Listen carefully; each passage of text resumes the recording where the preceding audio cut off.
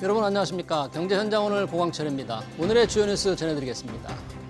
트럼프 미 대통령은 최근 달러 지수 하락을 우려하지 않는다며 달러화는 제자리를 찾아가고 있다고 말했습니다. 주요국 통화에 대한 달러 가치를 나타내는 달러 지수는 95선까지 밀렸습니다. 약달러를 용인한 듯한 트럼프 대통령 발언의 영향으로 원달러 환율은 장중 1,420원대 후반까지 급락했습니다. 이재명 대통령은 설탕 사용을 억제하기 위해 설탕세와 같은 설탕 부담금 도입 가능성을 거론했습니다. 이 대통령은 소셜미디어에 담배처럼 부담금으로 설탕 사용을 억제하고 그 부담금은 지역과 공공의료 강화에 투자하는 것이 어떠냐고 국민 의견을 물었습니다. 세계보건기구는 회원국들의 설탕세 도입을 권고했는데 120여 개 국가가 도입하고 있습니다. BTS의 3월 21일 서울 광화문 컴백쇼 공연을 앞두고 서울 도심 숙박요금과 항공권 가격이 동시에 급등하고 있습니다. 롯데호텔은 주말 평균 숙박요금이 54만 원 안팎인데 공연날 앞뒤로 96만 원대까지 뛰었습니다. 광화문 일대 모텔 숙박요금도 10만 원대에서 4, 50만 원대로 올랐고 식당 전체를 빌리는 문의도 늘고 있습니다. 트럼프 미 대통령은 한국산 제품에 대한 관세 인상 방침을 밝힌 지 하루 만에 한국과 함께 해결책을 마련할 것이라고 한 발 물러섰습니다. 한국과 대화를 통해 관세 인상 방침을 철회할 할 여지를 남긴 것으로 풀이됩니다. 트럼프 대통령이 왜 갑자기 관세 인상 엄포를 놓았는지 꼬리를 내린 듯하다 다시 윽박지르진 않을지 여전히 집중 진단해서 살펴보겠습니다. 경제현장 오늘은 SBS 비즈 앱과 유튜브에서도 실시간 시청 가능합니다. SBS 비즈 앱을 다운받아 시청하면 더 많은 정보와 뉴스를 볼 수 있습니다.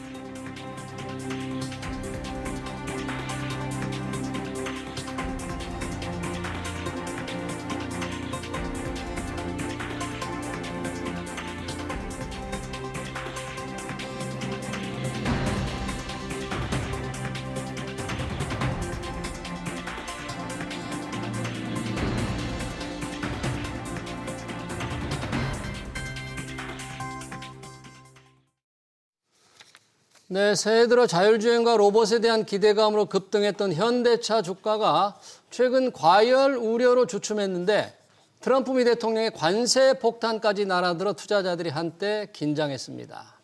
하지만 트럼프 대통령이 관세 위협 하루 만에 꼬리를 내리면서 현대차 주가는 회복세를 보이고 있죠. 트럼프 대통령은 대미투자 특별법 국회 통과 지연을 문제 삼아 관세 경고를 보냈는데 속내가 무엇인지 그리고 하루 만에 물러선 배경은 또 무엇인지 두 분과 얘기 나눠보겠습니다. 경제통상대사를 지낸 최석영 법무법인 광장 국제통상연구원장, 자동차융합기술원장을 지낸 이항구 아인스 연구위원 나오셨습니다. 어서 오십시오. 네, 반갑습니다.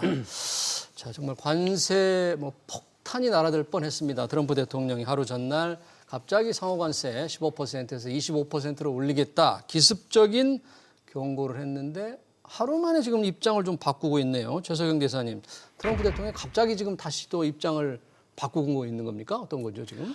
네, 그렇습니다. 네. 어제 트럼프 대통령이 SNS로 관세 인상을 하겠다고 급속하게 발표를 했는데 실제로 관세 인상을 하는 시점에 대해서는 발표를 안 했었습니다. 아, 네. 그리고 이제 오늘 와서 이제 입장을 다소 완화를 했는데 전형적인 트럼프 대통령의 어떤 거래 전술, 협상 전술로 이해할 수 있겠습니다. 예. 다만 이런 이제 어떤 폭탄 선언을 하게 된 배경에는 작년 우리 그 경주 그 에이펙 정상회의 계기에 예. 양국 간에 합의했던 사항들이 있습니다. 네. 이제 가장 단적으로 얘기하면 자동차 관세를 25%에서 15% 11월 1일부터 소급해서 적용하는 네. 대신 한국이 그 투자 합의한 네.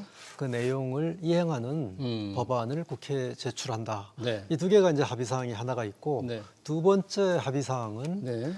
한국의 비관세 장벽을 완화하거나 제거하기 위한 협상을 연말까지 완료한다라고 하는 것이 양국의 합의 사항입니다. 예.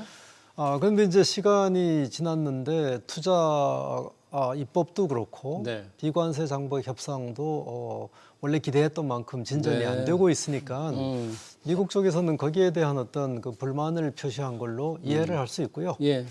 예, 그렇습니다. 그러네요. 네.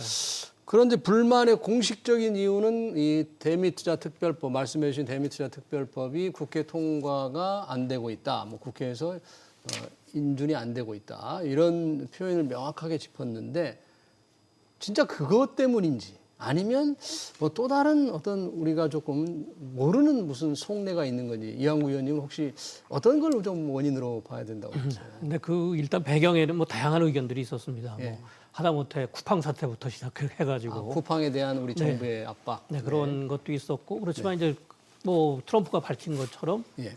이런 그 이행 상황이 이행 절차가 지연되고 있다. 예. 이것이 이제 가장 큰 이유였기 때문에 예. 이것이 이제 더 명확하게 이번에 이제 다시 그 반대로 얘기를 하면서 확정이 된 거죠. 예. 그러다 보니까 이제 결국 절차 이행에 문제가 있었다. 이렇게 지금 볼 수 있습니다. 네. 우리 국회는 지금 대미투자특별법이 상임위에 지금 상정이 아직 안 돼 있습니다. 아직 안 돼 있고요. 제출은 돼 있는데 예. 상임위에서 이제 토론을 위한 상정 자체가 지금 안 돼 있는 상황입니다. 그러네요. 예. 지금 우리한테는 이 관세 올린다는 게 굉장히 갑작스러운 뉴스지만 최근에 보니까 한 2주 전쯤에 그런 얘기가 있더라고요. 주한 미국 대사대리가 이 편지를 배경은 과기부 총리 앞으로 보냈는데 여기에 분명하게 아까 말씀하신 11월 팩트시트, 조인트 팩트시트를 이행하라. 네. 뭔가 그러니까 사전 경고라고 해야 됩니까? 사전에 지금 우리 미국이 그냥 가만히 있질 않는다. 뭔가 잘 지켜보고 있다. 이게 지금 분명하게 신호를 보낸 거죠. 주한 미국 대사관에서 우리 과기부 총리하고 이제 그다음에 외교부 장관, 산자부 장관한테 이제 사본을 보낸 그 서한은 비관세 장벽에 관한 부분입니다. 비관세 장벽. 네, 그 이제 대표적인 것이 이제 그 온라인 그 플랫폼에 관한 그 법인데 예. 이것은 이미 이제 여러 개 법안이 국회에 제출이 돼 있고 이제 네. 토론도 한 사항인데 네. 사실은 이 법안에 대해서 미국의 빅테크 기업들이 예.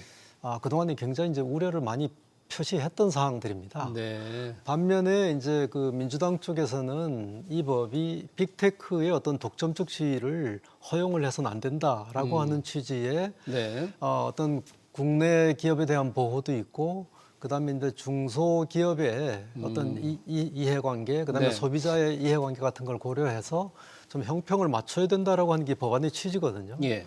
근데 거기에 대해서 지금 미국은 미국 빅테크의 이익을 지금 대변하는 이제 이런 입장을 취하고 있는 겁니다. 네. 빅테크한테 트럼프 대통령이 정치 자금을 꽤 많이 받았으니까 빅테크의 불만들을 조금 직간접적으로 많이 들었겠네요.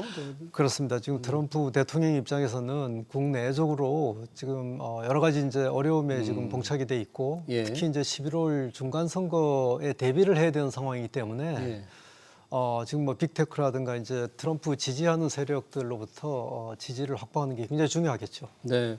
우리 정부는 청와대에서 어제 이제 긴급 회의를 했고요. 지금 산업자원부 장관이 뭐 캐나다에 지금 갔지 않습니까? 잠수함 수준을 지원하기 위해서 바로 이제 미국에 본다는데 정부는 그래도 사전에 이런 것들에 대한 대비가 있었을까요? 정부도 어떻게 전혀 지금 모르게 기습적으로 한 방을 맞은 걸까요? 이 외교적인 어떤 관계라든가 볼 때. 뭐 정부에서도 긴급 갑작스럽게 이렇게 이제 발표가 있었다. 그렇게 지금 얘기를 했고 또 하루 만에 예. 이거를 또 뒤집어 갖고 또 이제 뭐 뭐 다시 한번 협상을 하자. 우리 이제 다시 테이블에 이제 불러들인 거죠. 예. 그러다 보니까 이제 결국 협상에 앉게 됐는데 예. 좀 더 이제 지켜봐야 되는 거고 정말 정부 말대로 몰랐었다. 네. 이렇게 지금 받아들일 수밖에 없는 그런 입장인 것 같습니다. 지금. 네. 외교부에서 오래 계신 우리 최수경 원장님 보시기에는 이런 게 사전에 외교부에서 좀 이렇게 캐치하기, 알기에 좀 어렵습니까? 이런 건? 미국 쪽에서 제가 볼 때는 담당하는 그 라인 쪽에서는 그런 어떤 걸 감지했을 거라고 저는 봅니다. 네. 그럼에도 불구하고 여기 지금 투자 MOU 양해각서의 이행을 위한 이 특별법 통과라고 하는 건 굉장히 고도의 어떤 정치적 민감성이 있는 이슈들이거든요. 예.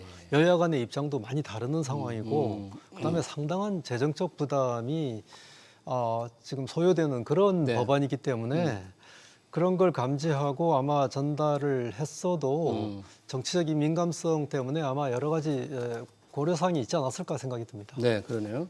이 전에 같으면 이 관세 이런 어떤 경고가 날아들면 우리 증시도 상당히 주춤해야 되는데 어제 SNS에 트럼프 대통령이 올린 날 우리 증시는 아랑곳 없이 좀 올랐고 상당히 그 영향을 전혀 받지 않는 것처럼 보이는데 이 트럼프의 이 속성을 잘 투자자들이 아는 걸까요? 네, 일단 학습 효과로 볼 수 있습니다. 학습 이제 효과. 그 트럼프가 그린랜드 쪽도 네. 그래 건드렸고 또 캐나다도 건드렸고 또 뭐 유럽에 관세를 부과하겠다 했다가 철회를 했고 이런 식으로 계속해서 관세를 부과하겠다 또 철회했다 부과했다 철회했다 이러다 보니까 예. 거기에서 이제 학습 효과가 나온 거죠. 네. 그래서 결과적으로는 그렇게 심각하게 받아들이질 않았고 하루 만에 또 뒤집어졌기 때문에 뒤집어졌어요. 이게 또 우리한테는 예상했던 대로 예. 들어맞아서 오늘 또 증시가 다시 오르기 시작한 거죠. 그러니까요. 특히 이제 관세가 실제로 부과된다면 가장 큰 타격을 받을 게 이게 자동차 아니겠습니까? 네, 그렇습니다. 네, 그래서 이제 뭐 현대차 주가는 SNS에 나온 직후 좀 떨어졌는데 그래도 당일날 많이 회복을 했고 오늘도 회복을 하는 거 보니까 자동차 업계도 좀 뭐 맷집은 아닙니다만 이게 실제로 관세가 매길 거라고는 좀 생각이 안 되는 것 같죠? 네, 그러니까 뭐 트럼프도 언제부터 관세를 매기겠다 이 얘기는 안 했습니다. 예. 그냥 관세를 한번 다시 그 25%로 그 환급을 하겠다 이렇게 얘기를 했기 때문에 예. 거기에 대해서 이제 우리는 이게 이제 과연 확정된 게 아니로구나, 확정이 된 게 아니로구나 이렇게 이제 기다렸던 거죠. 예. 그래서 결국에 다시 그 우리한테 그 유리하게 15%뭐 이렇게 될 가능성이 있으니까 이것에 대해서는 그렇게 크게 두려워하지 않는 그런 모습을 나타낸 겁니다. 네. 만약에 그대로 예고한 대로 관세가 25%가 뭐 시점을 앞서 매겨진다면 이 자동차 피해가 보통 크질 않을 것 같아요. 작년에도 그랬습니다만. 네, 이게 지금 트럼프 대통령이 당초에 뭐 공언을 한 내용을 보면 자동차에 국한된 게 아닙니다. 네. 자동차 관세를 예.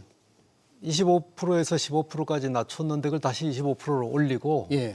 그리고 추가로 모든 다른 품목에 대한 상호 관세도 20%로 다시 원상복귀한다. 네. 이렇게 이제 얘기를 했기 때문에 실제 실행이 된다 그러면 굉장히 이제 충격이 이제 클 거라고 이제 생각이 들고요. 예. 아까 우리 이박선 교수도 말씀하셨습니다만은 지금 일단 트럼프가 이제 일종의 이제 협박을 했는데 네. 구체적인 어떤 관세 부과 시점을 얘기한 것도 아니고 그리고 이것이 이제 지금 양국 간에 협상을 하는 것도 아니고 협상이 다 끝난 사항을 이행하는 거기 때문에 이행 문제니까. 예, 이행 문제니까 아마 이건 미국이 독촉하는 게 아닌가. 어떤 뭐 강력한 협박보다는 독촉장을 날렸는데 예. 한국 정부는 아마 독촉에 대해서 막 금방 대응하지 않겠나 하는 이런 기대감 때문에 저는 증시가 그렇게 어렵게 반응하지 않은 것 같습니다. 네. 이완구 의원님, 최근에 새해 들어서는 이제 이 우리 자동차 기왕의 관세에 대해서 가장 민감한 영향을 받을 거라고 봤습니다만 이 현대자동차 전반에 관련된 게 자율주행, 로봇 이런 기대감으로 현대차 주가가 상당히 많이 올랐잖아요. 네, 그렇습니다. 그러다 최근에 좀 주춤을 했습니다만 이 현대차 그룹의 이런 어떤 뭐 시스템의 전환이라고 해야 됩니까? 아니면 체제 어떻게 보십니까? 자율주행차, 로봇 이런 것들이 현대차 앞으로 경쟁력 향상에 정말 큰 그 기여를 할 것 같습니까? 뭐 일단 뭐 2019년에 정의선 회장이 취임하면서 이제 뭐 현대자동차는 제조보다는 서비스 기업으로 가겠다. 그런 이야기들이 이번에 이제 다시 한번 확인이 된 거죠. 그래서 뭐 소프트웨어 정의자동차라는 그러한 거를 가지고 지금 이제 현대차도 약간 움직이고 있습니다. 예. 거기에서 중요한 게 이제 엔비디아 같은 경우 예. 그러한 그 칩을 갖다가 도입을 하겠다. 그래서 뭐 정부에서 작년 연말에 한 5만 개 정도를 현대자동차가 이제 사게 됐고요. 예. 그것을 이제 2030년까지 계속 탑재를 하겠다. 예. 이런 얘기를 했기 때문에 전체적으로 지금 자동차 산업의 패러다임이 그 제조업에서 서비스업으로 서비스업으로. 넘어가고 있는 그런 상황의 예. 초기 단계다 이렇게 보는 거죠. 네. 이번 지금 관세만으로는 이제 협박, 위협적인 정도니까 실제 영향을 못 미치는. 만약 그대로 불리면 현대차 영업이익에 꽤 많은 부분이 날아가는 거죠, 실제로는. 그렇습니다. 관세가 뭐 한 10% 부과가 되면 한 3조 5천억 정도 추가적인 부담이 이제는 생기는 거죠. 예. 그렇기 때문에 상당히 긴장을 안 할 수는 없었죠. 예. 그런데 이제 하루 만에 이것이 다시 그 조금 더 이제 뭐 완전히 그 다시 원점으로 돌아가겠다는 얘기는 안 했습니다. 네. 협상을 통해서 그 해결을 하겠다. 예. 그렇게 이야기를 한 거죠. 네. 이 관세 위협 배경에서 여러 가지 말씀을 해주셨는데 이 캐나다 변수를 얘기하는 분들도 있는데 그 좀 설득력 있습니까? 지금 캐나다의 잠수함 독일과 수주전을 벌이고 있어서 우리가 지금 많은 기업들이 가서 캐나다에 투자를 한다 그러는데 네. 트럼프 대통령이 보기에는 캐나다 내 51번째 주로 만들려고 그러는데 이렇게 한국에 와서 투자를 하느냐 뭐 이런 얘기를 이렇게 분석하는 분들도 있던데 그건 예, 미국하고 카나다 관계가 지금 뭐 긴장 상태에 있는 건 사실입니다. 예. 그러나 지금 이제 트럼프가 한국에 대해서 예. 관세 인상을 공언을 한 그 배경에 카나다 문제를 거론하는 건 국내 호사가들의 아, 예. 탁상 공론이라고 저는 생각을 합니다. 아, 그렇군요. 네. 이게 지금 한미 간에 걸려 있는 현안에 대한 불만 표시라고 보는 것이 예. 합당하다고 저는 보고 있고요. 예, 네, 그러네요. 지금 캐나다 마침 우리 잠수함 수전을 지원하러 갔는데 정의선 현대차 회장도 갔어요. 그래서 뭐 캐나다에서는 전기차 전용 공장을 세워달라고 현대차에 요구하는 것 같은데 이거 현대차가 뭐 수용할 수 있는 겁니까 이거는? 뭐 지금 한 25만 대 정도를 작년에 이제 팔았습니다. 예. 그렇기 때문에 충분하게 결과적으로 5만 대가 넘어가면은 생산 공장을 하나 건설하는 그러한 지금 그 플랜이 있기 때문에요. 네. 근데 이제 아직까지 뭐 캐나다에 대해서 솔직히 지금 우리가 그런 그 신규 공장을 건설한다는 그러한 그 사고는 없었습니다. 예. 그렇지만 이번에 이제 제안을 했기 때문에 네. 그것을 이제 받아들일지는 좀 더 두고 봐야 되지만 예. 솔직히 지금 현대차 노사 간에 약간의 갈등 요인이 있거든요. 뭐 로봇 말씀. 그렇지만 로봇을 지금 이제 도입한다고 그랬기 때문에 여기에 대해서는 현대차 그 노조에서 아주 강하게 지금 거부를 하고 있기 때문에 네. 여기에다가 뭐 해외 공장을 더 늘리겠다 이 얘기는 당분간은 아마 하진 못할 것 같습니다. 언급을 해주셨는데 이제 로봇 특히 보스턴 다이내믹스의 그 아틀라스 로봇이 상당히 인기를 끌었는데 우리 국내 현대차 공장에 이제 미국 공장에 우선 배치할 계획일 텐데 네네. 국내 현대차 공장에도 언젠가는 들여와야 될 것 같습니다만 노조 갈등이 이렇게 심화되면 현실적으로 어떻게 될까요? 어떻게 해야 할까요? 뭐 일단은 한 2030년 이후로 볼 수밖에는 없고요. 예. 그렇지만 뭐 점진적으로 그러니까 이제 전체적으로 사람이 하는 일을 대체할 것이 아니라 네. 물류 쪽에서나 이런 쪽에서 그러한 그 테스트를 하겠다. 뭐 그런 쪽으로 해서 조금씩 이제 도입을 하겠죠. 예, 그러네요. 자, 이번 사건 트럼프 대통령이 하루 만에 좀 한국과 대화를 한다고 해서 물러났는데 그 대화에 그럼 어떤 대화를 하게 될지 뭐 우리가 입법을 지금 빨리빨리 상정해서 빨리 처리해달라는 그런 걸 하게 될지 아니면 아까 말씀하신 대로 관세 외 비관세 장벽에 대한 여러 가지 그 미국 기업들의 불만을 달래주는 정책을 조금 구체적으로 수용하라는 그런 요구를 하게 될지 예, 예상하기가 참 쉽진 않네요. 지금 미국하고 이제 네. 미국이 이제 한국과 대화할 준비가 돼 있다라고 하는 건 예. 협상장에 나와서 진지하게 협상을 하라고 이제 우리를 압박을 하는 거고요. 예. 그 협상 테이블에 올라와 있는 이슈는 작년에 합의된 이슈가 다 올라와 있다고 보면 됩니다.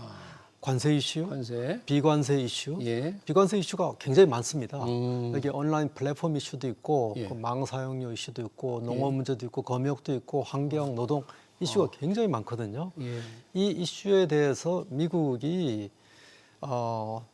한국에 대한 어떤 압박을 미리 선제적으로 압박을 지금 하는 부분이 있고, 예. 그다음에 투자 합의에 대한 이행 문제, 그다음에 지금 한국 같은 경우에 작년에 합의를 할 때 예. 무역 투자뿐만 아니라 안보 부분도 합의를 했었거든요. 안보분야. 네, 이것이 지금 한 군데 다 연결이 돼 있다 안 돼 있다 이게 얘기를 할 것 없이 그것이 하나의 패키지로 다 합의를 한 예. 상황이기 때문에 미국이 본인이 이제 불만이 있을 경우에는 한국에 대해서 언제든지 미국이 이제 우회에 있는 부분에 대해 갖고 요구할 가능성이 많죠 이제. 네. 그러니까 굉장히 한국 입장은 곤혹스러운 입장입니다.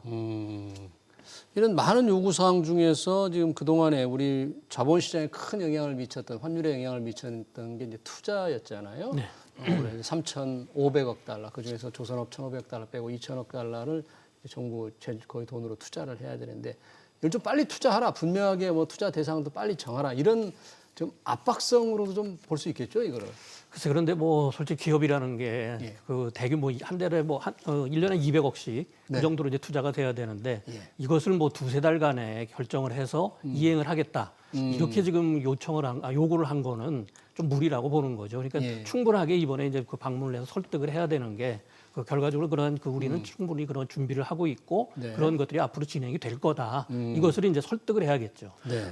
근데 이제 이번에 그 투자 관련된 사항은 기업 투자는 별개의 이제 분야고 추가로 더 들어가고. 이건 정부가 약속한 10년간 2천억 불, 그러니까 예. 연간 200억 불에 대한 투자 자금을 이제 제공하라는 게 이제 양쪽의 합의인데 그걸 빨리 시행을 하라는 거거든요. 근데 이걸 시행을 하려면 한국은 이제 입법을 해야 되는데 입법 절차가 지금 너무 지연이 되고 있는 부분에 대해 갖고 미국이 이제 불만을 표시하는 겁니다. 이렇게 투자를 많이 하기로 약속한 나라가 우리 한국만이 아니라 일본도 있지 않습니까? 네, 약간 일본도 이렇게 조금 늦추고 있습니까? 아니면 순서 착착하고 있습니까? 일본은? 일본은 기존에 있는 입법을 가지고 지금 이행을 할 수 있다고 생각을 하기 때문에 별도의 입법을 하지 않고 있습니다. 일본은. 네. 네. 그래서 저희하고 사정이 조금 다르다고 볼 수 있습니다. 예. 그런데 이제 입법을 하려면 국회에서 여야가 빨리 합의를 해서 뭔가 절차를 거쳐야 될 텐데 지금의 여야 갈등 상황만 보면은 이게 대미투자 특별법도 빨리 처리될 거라는 기대를 하기가 좀 쉽지 않아 보입니다. 이 관세 관련해서 또 하나 지금 여러 가지 이슈가 있는데요. 미국에서는 트럼프 대통령의 상호 관세가 위법이냐 아니냐 지금 대법원 판결이 그 나올 것처럼 예상이 돼 있다가 계속 늦어지고 있지 않습니까? 이 어떤 트럼프 행정부의 플랜은 뭐 어디 있을까요? 위법으로 만약에 결정이 된다 그러면? 네, 지금 뭐 한 1월 9일 날로 예상이 됐다가 지금 굉장히 늦어지고 있거든요. 그런데 뭐 트럼프로서는 이것을 다시 뭐 일단 하급법원에서는 졌습니다. 하급법원에는 졌기 때문에 대법원 판결이 나온 건데 예. 결국 대법원에서도 결과적으로 이것을 뭐 뒤집어온다 그러면 상당한 그런 그 자기네들에 대한 이제 그 관세를 다 돌려줘야 되니까요. 예. 그렇기 때문에 수백억 원, 수백억 달러에 예. 이런 이제 부담이 생기는 거죠. 네. 그렇지만 이제 트럼프 대통령은 다른 대안을 가지고 이것을 한번 우리는 충분히 그걸 막을 수가 있다 이렇게 얘기를 했는데 예. 그 다른 대안에는 한 5가지 정도의 그런 이제 법안들이 좀 있습니다. 5가지. 네, 그래서 이제 그런 예. 것들이 하나 뭐 그 검토가 되지 않을까 지금 이렇게 지금 보고는 있습니다. 그러니까 관세를 취소를 해서 이미 매긴 관세를 돌려주라는 결정이 나더라도 그걸 대체할 수 있는 다른 법들을 이제 활용한다 그런 얘기네요. 네, 그렇습니다. 어떻게 결정이 될지 왜 이게 행정적으로 대법원 판결 자체가 늦어지는 건지 뭐 결정이 상당히 어려운 건지 예상하기는 참 어렵네요. 저희들도 이게 곧 나올 줄 알고 뭔가 나오면 어떻게 될까 궁금한 기다렸는데 지금 계속 늦어지니까요. 네, 그렇습니다. 원래는 사실 금년 상반기쯤 이제 나온다고 예상을 했다가 작년 하반기에 예. 백악관하고 대법원하고 협의를 해서 네. 이게 불확실성을 조기에 불식을 시키자 해갖고 작년 연말 또는 금년 1월 중에 결국은 판결을 하는 걸로 이제 양측이 이제 암묵적인 합의를 했거든요. 네. 그래서 이제 1월 중에 이것이 나올 걸 이제 기대를 많이 했었는데 네. 지금 조금 이제 지체가 되고 있고 네. 지금 트럼프 정부로서는 이게 만약에 위법 결정이 나갔고 관세 환급을 하게 되면 미국뿐만이 아니라 전 세계적으로 상당한 혼란이 지금 이제 가중이 되거든요. 예. 그렇기 때문에 미국 입장에서는 만약에 위법 판결이 날 경우에 네. 거기에 대한 대안을 여러 가지를 가지고 있습니다. 음. 아까 이 박사님 말씀하신 대로 현재 적용하고 있는 국제 비상경제 수권법 예. IPA법에 따라 갖고 관세를 부과하는 대신에 관세 대신에 수입 허가를 하고 그 허가에 대한 어떤 수수료를 받는 걸로 기존의 관세를 대체하는 예. 이런 아이디어가 요즘 굉장히 이제 심각하게 지금 거론이 되고 있고 수입 허가를 받는 식으로. 예. 네. 왜 그러면 IPA에 보면 대통령한테 수입을 규제할 수 있는 권한은 좋습니다. 근데 관세를 부과한다라고 하는 권한이 구체적으로 명시가 안 돼 있어요. 네. 그래서 이제 그것이 이제 쟁점으로 거론이 되고 있는데 네. 이게 법안의 취지대로 하겠다라고 하는 게 이제 트럼프 대통령의 이제 입장이 하나가 있고 예. 만약에 그것이 이제 불가하거나 이럴 경우에는 기존의 이제 관세법 338조라든가 뭐 122조라든가 이런 거에 따라 갖고 대안을 이제 모색을 할 수가 있는데 네. 이런 법들은 여러 가지 그 이 발동 요건이 좀 까다롭습니다. 네. 그렇기 때문에 대법원 판결을 한번 봐야 되는데 음. 대법원 판결 자체도 이것이 100% 위법이다. 아니다. 이렇게 판단이 안 되고 예. 어떤 복합적인 판단이 나올 가능성도 있기 때문에 그 네. 판결을 지켜봐야 되겠습니다. 네. 이항구 의원님께는 자동차로 조금 돌아가서 한번 자동차 얘기를 좀 더 물어보고 싶은데요. 지금 이제 이 통상 관세하면 제일 먼저 떠오르는 게 이제 현대자동차였고 다행히 이제 현대자동차가 관세 어떤 위협의 주가는 다시 이제 회복을 하고 있는데 이 아틀라스 그리고 자율주행 이 부분에서 이제 소프트웨어 회사로 탈바꿈 하는 현대자동차의 어떤 미래랄까 미래 경쟁력이라든지 기업 가치 측면은 굉장히 어떻게 자동차 전문가로서 이렇게 보십니까 미래를? 뭐 지금 미래 예측하기가 굉장히 어렵습니다. 왜냐하면 지금 뭐 많은 그 요인들이 생각해야 될 게 많지만 지금 3가지로 AI도 있고요. 예, 그다음에 예. 이제 그러한 그 전체적으로 볼 적에는 예. 현재로서는 뭐 준비는 잘 해가는 걸로 보지만 한번 자율주행 자동차 쪽에 예. 최고 경영자가 이제 바뀌었죠. 자율주행차 쪽에 네, 최고 경영자가 이제 현대차군에. 바뀌었기 때문에 아. 그쪽을 조금 이제 유심히 보고는 있지만 하여간 엔비디아 아직까지- 출신이 왔다 그런 얘기입니까? 그 엔비디아 출신이 맞습니다. 엔비디아 출신이고. 그렇지만 이제 거기에서 바뀌었기 때문에 약간 또 자기네가 늦어졌다 이걸 인정을 했죠 회장이. 그렇기 때문에 이제 자율주행 자동차는 예. 약간 늦어지지만 네. 그 전기 자동차 쪽에서는 그나마 네. 상당히 그 일본보다도 좀 앞서가고는 있습니다. 일본보다요. 네, 그래서 토요타보다도 앞서가고 있기 때문에 예. 그 전기차는 우리가 좀 경쟁력을 갖고 있는데 미국 쪽에서 이제 전기차에 대한 그 도입을 네. 조금 늦추겠다. 그리고 내연기관차 쪽을 더 활성화하겠다. 이런 얘기를 했기 때문에 앞으로는 좀 더 이제 두고를 좀 봐야 되는 그런 상황입니다. 네. 이 아틀라스를 미국에 지금 공장에 배치한다는 계획은 3년쯤 후면 배치를 하겠다는 네, 그렇습니다. 일정은 밝혔죠. 네, 28년에 이제 배치를 하겠다는 겁니다. 예. 그러면 기업 그 생산성이 상당히 높아질까요? 뭐 당연히 이제 로봇이 도입이 되면 생산성은 높아지는 걸로 보지만 예. 그 결과적으로는 이제는 그 사람을 대체하는 네. 그런 문제가 좀 생기기 때문에 고용에는 좀 우려가 되는 그러한 상황입니다. 고용이 우려가 되고. 그러니까 우리 이제 민노총에서는 우리 한국 공장에 배치하는 것은 절대 반대하겠다. 네, 그렇습니다. 현대자동차 새로운 노조가 지금 들어섰나요? 12월 말에 12월 말에. 들어섰습니다. 강성 노조. 뭐 지금 약간 뭐 그렇게 하고 그럴 수는 있습니다. 그래서 지금 반대하고 있는 것 같은데요. 자, 이 관세와 이제 현대자동차 주가에 좀 연관해서 제가 자동차 예를 조금 물어봤고요. 여튼 트럼프 대통령이 지금 법안 특별법이 국회에서 통과되지 않는다 그랬는데 현재 한때 왜 야당 국민의힘에서는 이걸 국회 비준 동의가 필요하다 이렇게 주장을 했는데 이 법만 그냥 하면 된다는 게 민주당 입장이고 양 당의 지금 입장이 많이 다른가요 지금? 입장이 이제 완전히 다릅니다.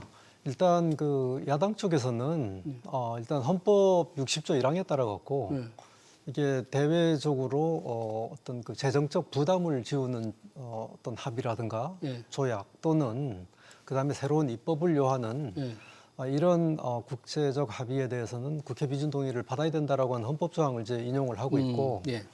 민주당 쪽하고 정부 입장에서는 그럼에도 불구하고 과거에 그런 어떤 국제적 합의가 국회 비준 동의 없이 그냥 어떤 특별법이나 입법을만 함으로 해갖고 통과가 된 사례도 있었습니다. 네. 그래갖고 이제 이번에도 여러 가지 이제 뭐 번거로운 비준 동의 절차를 밟지 않고 네.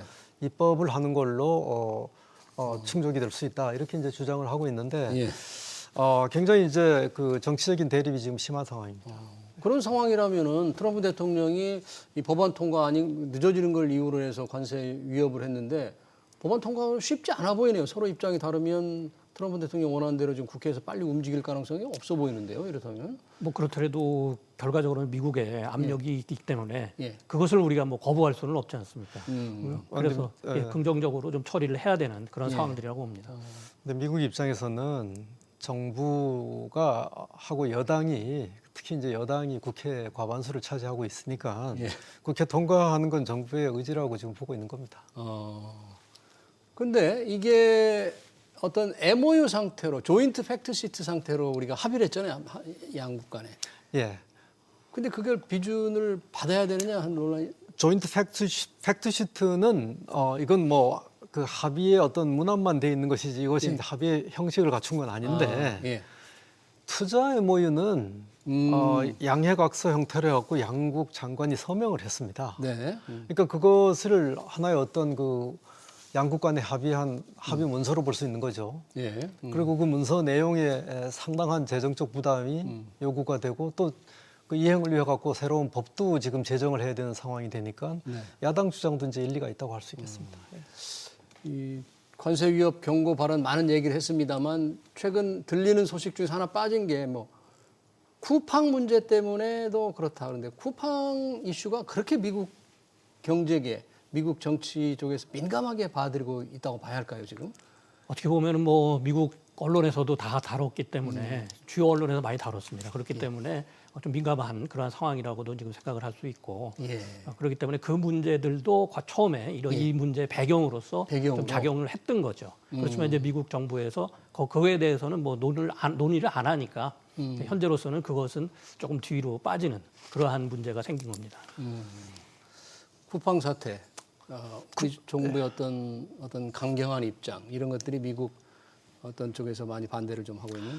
쿠팡 같은 경우에는 다른 온라인 플랫폼 이슈나 이런 거하고는 좀 결이 좀 다른 이슈입니다. 왜 그러면 쿠팡 문제가 불거진 근본적인 원인은 개인정보 유출이거든요. 대규모 그렇죠. 개인정보 개인 유출이고 쿠팡이 뭐 한국 정부의 조치에 대해 갖고 여러 가지 이제 뭐 불만을 표시하고 미국에 로비도 하고 이렇게 했습니다만은 대규모 개인정보 유출에 대해서는 한국 정부가 정당한 규제를 행사할 수 있는 권리가 있는 겁니다. 네. 그래서 그런 권리가 있는 부분도 있고 그다음에 이제 미국 쪽에서 혹시 불공정 행위가 없었는지 이제 301조 조사를 이제 청원을 했거든요. 쿠팡 아메리카가. 이제 그 청원을 하면 이제 그 USTR 입장에서는 그 청원을 받아갖고 이제 조사를 해야 되는 그런 상황이 되기 때문에 한국 입장에서는 그 결과와 관계없이 일단 좀 부담이 되는 거죠, 이제. 그러네요. 네.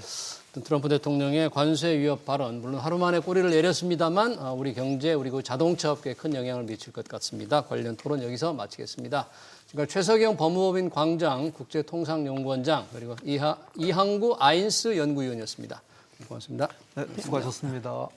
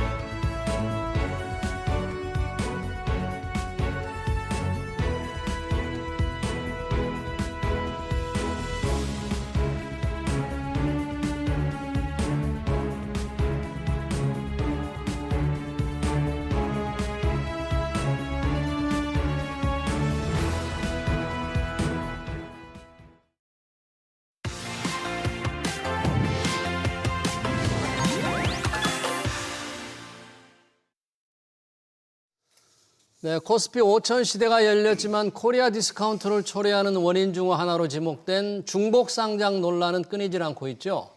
특히 이재명 대통령 말 한마디에 LS는 미국에서 인수한 증손회사 에식스 솔루션스의 상장 신청을 철회했습니다.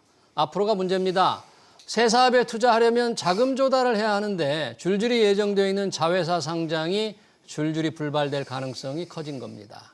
김용진 서강대 경영학부 교수 모시고 중복상자 논란 들어보겠습니다. 교수님 어서 오십시오. 네, 그러니까, 반갑습니다. 네, LS그룹의 에식스 솔루션즈, 이게 좀 이름은 조금 부르기 어렵습니다만 뭐 변압기에 들어가는 특수 권선을 만드는 회사라고 하죠. 굉장히 경쟁력 있는 회사라고 하던데요. 그렇습니다. 피복. 이거 상장을 시키려다가 투자자들의 반대, 대통령의 한마디로 전격 철회했습니다.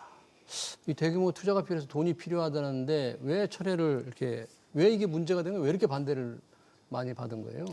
사실 뭐 요번에 LS엑세스 문제뿐만이 아니고 이미 우리 많이 경험했지 않습니까? 뭐 LG화학에서 LG 에너지 솔루션을 떼냈다든지 뭐 이런 것들이 굉장히 주주들의 반발, 시장의 반발을 많이 불러일으켰던 사안인데 네. 뭐 이것도 마찬가지로 크게 보면 이제 세 가지 정도로 볼 수가 있겠는데요. 예. 첫 번째는 예, 지주사 LS죠. LS의 주주들의 박탈감이에요. 주주들의 박탈감. 사실은 이제 LS 주식을 샀던 분들은 AI가 더 성장을 하고 전력 수요가 더 많아지면 SX의 가치가 더 높아질 거다. 예. 그것을 증손회사를 하고 있는 LS의 가치는 따라서 높아질 거다라고 보고 LS 주식을 산 겁니다.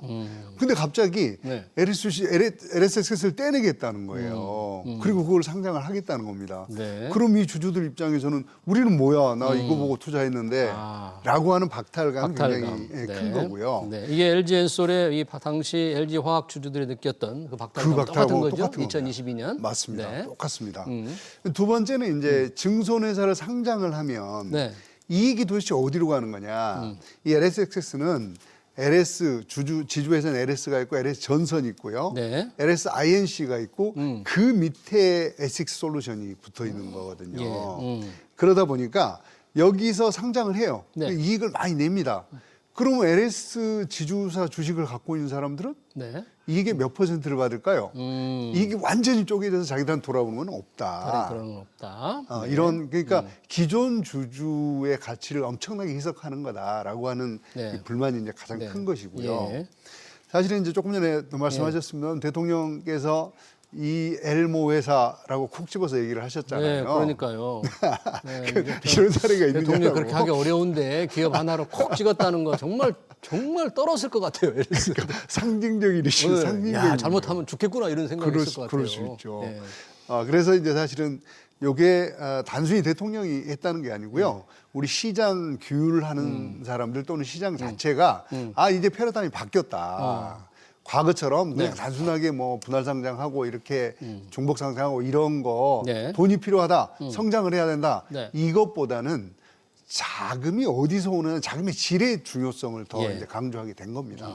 주주가치 보호라는 그러니까요. 그런 차원이라고 봐야 되겠죠. 네, LS 주주들 그 보호를 위해서 그 주주가치 박탈감을 느끼는 보호를 위해서 상장 상장 신청을 철회하니까 바로 LS 주가가 8% 올랐더라고요. 뛰었어요. 8% 근데 그 뛰었어요. 다음 날 또 떨어져요. 금방 떨어졌어요. 그러니까 뭐 오르는 게 일시적이었던 것 같은데 문제는 LS가 그래서 자회사 이 상장할 때 에식솔루션 상장할 때 주주들에게 LS 주주들에게 신규 배정 기존 주주들을 우대해주겠다. 네, 소액주를 보호해주겠다는 네. 당근이라고 합니까? 뭘 제시를 했잖아요. 대책을 낸 근데 거죠. 예, 대책을 내놓았는데도 그걸 좀 거부한 거예요? 반대하는 거예요? 그 부분은 사실은 이제 우리 신주를 배정을 할 때 네. 기존 주주들한테 우선 배정을 하겠다라고는 굉장히 진전된 대안입니다. 옛날에는 그런 것도 없었어요. 없었죠. 네. 굉장히 진전된 그렇죠. 대안인데 그럼에도 불구하고 문제는 뭐냐면 지주사는요. 예. 이 얘를 떼서 상장을 하면 성장 동력이 아까 말씀드린 대로 떨어지는 데다가 이익도 파편화되기 때문에 모 회사, 즉 지주 회사 디스카운트가 발생합니다. 디스카운트. 나 100원 주고 샀는데 이제 이게 500원이 돼야 되는데 예. 110원이에요. 이런 엄청난 디스카운트가 벌어지는 거거든요. 그러니까 네. 그래 배정권을 준다 하면 좋다 산다 내가 사는데 예. 원래는 내 주식이 500원이 돼야 하는데 네. 나는 110원을 받고 그걸 하게 또 돈을 내서 사야 되는 거잖아요. 그런 문제. 그러니까 예. 오케이 진전된 거는 맞고 맞는데. 주주들에 대한 배려도 맞으나 이 지주사 할인이라는 거 더블 카운팅이죠. 네. 주식 수가 늘어나는 거니까 그러면서 발생되는 지주사 할인 부분은 해결을 못하는 거고 내가 또 돈을 내서 자회사를 사야 하니 주주들한테는 이중의 고통이 가해지는 거다. 네. 이런 차원에서 만족스럽지 못한 것이고 당국도 상장을 할 때 이런 부분 기존 주주 보호 부분을 굉장히 엄하게 지금은 보기 시작을 했습니다. 네. 그러다 보니까 아무래도 상장이 어렵겠다라고 판단을 했겠죠. 그러니까요. 예전에 없던 기존 주주 보호 대책까지 내놨습니다만 주주들로부터 외면을 당했는데 그 문제의 발단이 돼서 중복 상장의 문제가 크게 문제가 됐던 게 2022년 아까 말씀하신 LG화학에서 맞습니다. LG 엔솔이 분할될 텐데 당시는 화학이라는 사업체의 중요한 사업부를 떼어낸 거잖아요. 맞습니다. 떼어내서 맞습니다. 100% 자회사로 만들려고 했던 문제가 네, 됐는데 네, 네. 이번 에식솔루션스는 미국에 있는 좋은 회사를 네. 이게 떼내는 게 아니고 원래 있던 회사인데 그렇습니다. 우리 국내 증시에 가져오겠다는데 네. 제가 보기에는 박수 쳐서 환영해야 될 것 같은데 좀 이해가 좀 안 됩니다. 여전히. 네. 그런 거죠, 이제. 그 외국 기업을 우리 국내 증시에 가져온 거 좋은 투자 대상을 가져오겠다는데 왜 난리야? 라고 할 수 있는 거 아니에요? 맞습니다. 네. 굉장히 중요한 지적이시고요. 네. 근데 실제로는 이제 이런 겁니다. 구조가 달라요. 네. 그러니까 말씀하신 대로 LG 엔솔은 LG 에너지화학의 굉장히 중요한 사업. 몸체 하나를 떼낸 거예요. 떼낸 거잖아요. 예. 요 구조고 예. 지금 SX 같은 경우는 굉장히 좋은 회사 하나를 샀어요. 예. 그다음에 100% 자회사를 만들었습니다. 예. 증손자회사를 만든 거죠. 원래 미국에 또 상장돼 있던 회사더라고요. 그게. 네, 상장되어 있는 회사를 상장을 폐지를 상폐시켜야 하고 되고, 100% 자회사를 만든 이게 미국의 기본적인 원칙이니까요. 자, 그런데 네. 문제는 이거예요. 자금 조달 그렇게 다른데도 불구하고 자금 조달 방법 경로가 똑같은 거예요. 자금 조달 경로가 똑같다. 그렇죠. LG 화학의 경우도 기존 주들은 완전히 이 손해를 많이 본 셈이 되는 예, 거잖아요. 예. 이 핵심 사업을 떼냄으로써. 하긴 LG화학 주가가 그때 2022년 분할 전에 비하면 지금 무지하게 떨어져 있더라고요. 맞습니다. 예. 그럴 수밖에 그런 없죠. 기업 업황도 지금 반영하겠지만, 화학은 예. 워낙 안 좋은 데다가 에너지가 그나마 좀 되고 있는데 그거마저 떼냈으니까 예. 이거 어떡하겠습니까? 그러니까 기존 주주들 입장에서 엄청나게 반발이 있을 수밖에 없는 거죠. 예. 자, 그러면 SX는 어떤 거냐? 아까 말씀드린 대로 자, LS가 앞으로 성장할 거다라고 네. 사람들이 생각을 했어요. 왜? AI가 저기 발전을 하고 네. 그러면 전력수가 수요가 높아지고 늘어나고. 뭐 더구나 로봇도 발전하고 그러면 모터라든지 변압기에 들어가는 이 권선을 네. 만드는 이 회사가 글로벌 1위인데 네. 이거를 믿고 주식 기업 가치가 올라갈 거야라고 샀단 말이죠. 그런데 이거를 그냥 분할해서 상장을 하겠다 하니 그냥 나하고는 아무 상관이 없는 회사가 되는 거예요. 그러네요. 네. 그거는 뭐냐면 LS의 돈으로 산 회사입니다. 즉 LS의 돈으로 샀다는 얘기는 LS 주주들의 돈으로 산 거예요. 이해가 좀 됩니다만 그럼에도 불구하고 네. 국내 코스피라든지 코스닥에 좋은 기업 없다고 그러는데 미국에서 좋은 기업 하나 우리 상장시키겠다는 좀 아쉬움은 왠지 남는다는 그 지적이 있을 수는 있을 것 같습니다. 네, 그럴 수는 있겠습니다. 그러면 우리 경우에는 이제 중복 상장을 상당히 이렇게 어렵게 네. 주주들이 반대하는데 네. 지금 투자 자금을 마련하려면 상장에서 돈을 끌어들여야 되기 때문에 중복 상장하는 문제가 나왔는데 미국은 그러면 자회사 일 경우에 어떤 자금 조달을 어떻게 해요? 상장 거의 안 해요? 미국은? 상장 안 합니다. 자회사를? 미국은. 미국은 상장을 하는데 아주 제한적으로 상장을 하고 있고요. 예. 그러니까 미국이 기본 원칙은 이겁니다. 상장하지 않는다. 네. 그래서 그걸 하기 위해서는 예를 들면 이제 프라이빗 에쿼티에서 돈을 가져온다든지 혹은 조인트 벤처를 한다든지 네. 아니면 채권을 대량으로 발행한다든지 채권을 발행하다든지. 큰 회사들이니까 충분히 가능하잖아요. 예. 그렇게 해서 대규모 자금을 마련합니다. 예. 그리고 불필요한 그러니까 지금 핵심 주력 사업이 아닌 자산들을 팔아요. 다시 말해서 내부 구조 조정과 기본적으로 할 수 있는 자금의 소스를 마련을 하고 예. 그것조차 안 된다. 그거 갖고 부족하다. 돈이 더 필요하다. 그러면 상장을 하는데 마이너리티 IPO라 그래서 소수 상장. 예를 들면 내가 100% 지분을 갖고 있는데 한 10%, 20% 상장을 합니다. 네. 이 상장을 할 때도 기존 주주들한테 우선 배정권을 줍니다. 네. 당연히 미국은 무조건 주주를 보호하게 돼 있기 때문에 예. 그렇게 하는 거고요. 네. 만약에 그것도 아니고 진짜 상장을 해야 된다. 네. 이렇게 되면 우리로 치면 인적 분할입니다. 인적 분할. 네네. 인적 그러니까 지분 베이스의 그대로 스피노프. 똑같이. 그렇습니다. 네, 주주 지분 똑같이. 지분형 스피노프라고. 옆으로 나누는 거. 쉽게 그렇습니다. 말하면, 그죠? 네, 똑같이 옆으로. 지분을 아래로 그대로 안 주고 나누고. 스피노프를 한 다음에 상장을 하는 겁니다. 그러면 소수 주주 입장에서는 불만이 없잖아요. 네. 예컨대 내가 지금 100% 자회사인데 요거를 우리 회사 주주 구조가 똑같이 구조를 똑같이 바꿔요. 만들어 놓고. 주식을 배분합니다. 네. 그리고 이걸 상장을 해요. 아, 그렇군요. 그러니까 소수주주 입장에서는 전혀 불만이 없죠. 이게 가장 일반적인 방식입니다. 지분형 스피노프라고 하는. 그래서 자회사 상장 이런 게 극소수 제한적이다. 오, 미국은 굉장히 우리가 생각할 수 제한적이죠. 없다. 그래서 대통령이 그런 얘기를 했더라고. 뭐 다른 나라에서는 이게 가능하겠나? 네, 이렇게 불가능합니다. 약간 비판적인 말을 했는데 만약에 우리나라 대기업들의 경우에 한때 지배 구조를 조금 단순하게 해서 상호 출자를 없애기 위해서 지주회사 체제를 권장했잖아요. 맞습니다. 그러다 보니까 지주회사 밑에 자회사가 좀 많이 생겼단 말이죠. 그래서 자회사 상장 문제가 자연스럽게 나오는데 네. 당신은 지주회사 만들려고 권장해놓고 네. 이제 와서 상장 좀 하려고 하니까 이렇게 투자자들이 반대하니까 기업들도 조금 답답하겠어요. 그렇죠. 사실은 이제 정책의 흐름인데 정책의 지향점이 어디였느냐를 봐야 되는 거거든요. 네. 그러니까 우리가 재벌 구조로 돼 있고 기본적으로 지분율이 그러니까 소유권과 지배권의 괴리가 1대7 전 세계에서 가장 높은 데잖아요. 내가 예. 지분 20%를 가지면 140% 지배를 할 수 있는 구조로 만들어져 있단 말이죠. 그래서 지배 구조가 불투명하니까 지주회사에서 만들어라 이렇게 했던 거고. 그래서 이제 지배 구조의 투명성을 확보하겠다는데 지금은 어떻게 되면 자본 효율성과 주주 이익이 더 중요한 가치로 변한 겁니다. 시대 변화 전환이 있어서 그렇습니다. 네. 그렇기 때문에 이제는 그러면 지주회사도 상장해 있고 자회사 상장해 있는 이 회사 어떻게 해야 되는 거냐. 사실은 이제 지주회사가 대규모 자본을 획득을 해서 자회사를 상폐를 해야 돼요. 상폐를 하고 100% 자회사로 만들든지 100% 자회사 만들고 네, 아까 말씀드렸는데 아주 마이너리티 IPO만 하고 하는 이 구조를 가져가는 것이 네. 이제는 자본의 효율성과 주주 이익 보호에 좀 더 적합한 구조가 됐다. 지금 새해 들어서 아까 제가 앞에 자동차 얘기를 잠깐 했는데 현대차 주가가 많이 올랐거든요. 네. 이유 잘 아시잖아요. 아, 로봇 그렇습니다. 아틀라스, 그렇습니다. 아틀라스 만드는 회사, 네, 보스턴 다이나믹스. 네. 만약에 미국에 있는데 이게 한국에 있다면 그럼 상장 못 했겠네요. 지금 상태로는 못하죠. 한국에 있었다면. 아니죠. 한국에서 꼭 못하는 건 아니에요. 못할 것 같은데. 아닙니다. 아니에요? 어떤 방식으로 하느냐가 중요한 거예요. 아까 제가 네, 말씀드렸잖아요. 어떤 방식으로? 지분형 스피노프라고 하면 지분형? 인적 분할을 하는 예. 거예요. 즉 네. 보스턴 다이내믹스의 현대 지분이 지금 80%니까 네. 그 80%를 갖고 있는 현대 자동차, 네. 현대 모비스 예. 여기에 주주들에게 동일한 만큼의 지분을 주는 겁니다. 아, 같은 지분을요? 그렇죠. 네. 그러고 상장을 해요. 예. 이렇게 하면 사실은 소수주주를 무시한다, 소수주주의 기회를 뺏는다, 이익을 뺏는다 이런 논란이 안 나오죠. 그런데 보스턴 다이너믹스 미국에서 지금 뉴욕에 상장하려고 그러잖아요. 네. 그러면 국내 현대자동차 주주들이 주주들이 어떻게 문제 삼을 수 있어요? 삼을 수 있죠. 국내 반대할 수 주주들이? 있죠. 아, 국내 그럴 수도 주주들이. 있겠네. 그러면 정의선 회장이 이걸 팔아가지고 지분으로 뭔가 지배구조 변화를 좀 만들려고 하는데 차질이 생길 수도 있나요, 그럼?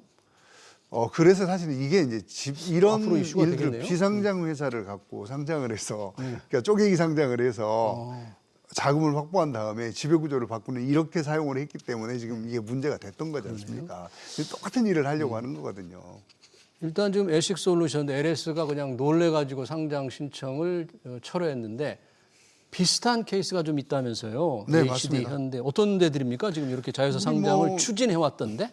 HD 현대중공업, 예. HD 현대중공업하고 SK가 있죠. 네, HD 현대 로보틱스네요. 로보틱스입니다. 거기는 이제 사실은 HD 현대중공업의 로봇 쪽의 핵심 사업이죠.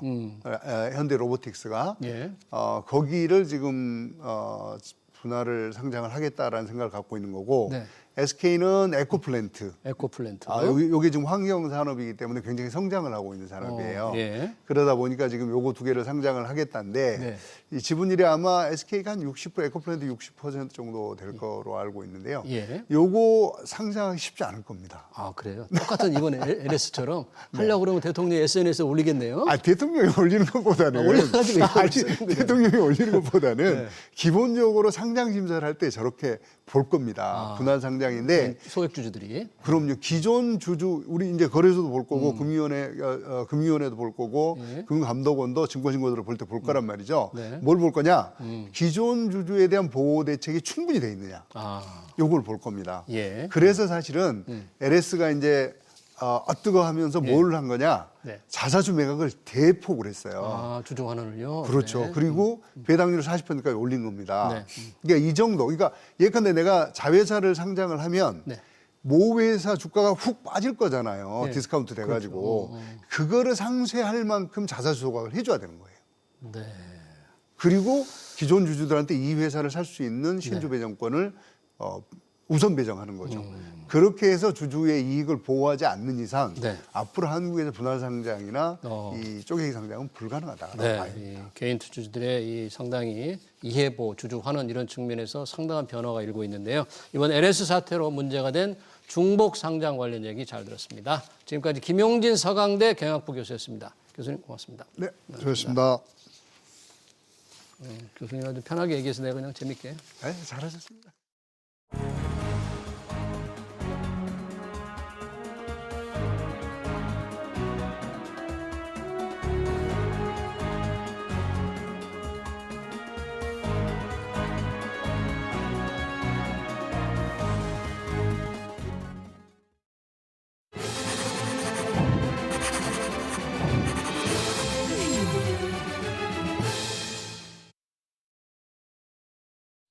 네, 트럼프 미 대통령의 기습적인 관세 인상 압박에 정부와 산업계가 화들짝 놀랐죠. 하루 만에 한국과 해결책을 찾겠다며 한 발 물러서 천만다행인데요. 우리 증시는 트럼프의 수법을 잘 아는 듯 강세를 이어갔습니다. 하지만 무시할 수 없습니다. 왜 갑자기 관세를 올리겠다고 엄포를 놓았는지, 혹시 우리 정부가 미국 기업에 차별적 대우를 하지 않았는지, 안 했는데도 미 행정부가 그런 인식을 갖고 있다면 왜 설명이나 설득을 못했는지 돌아봐야 합니다. SBS 비즈 경제 현장 오늘 여기서 마치겠습니다. 시청해주신 여러분 고맙습니다.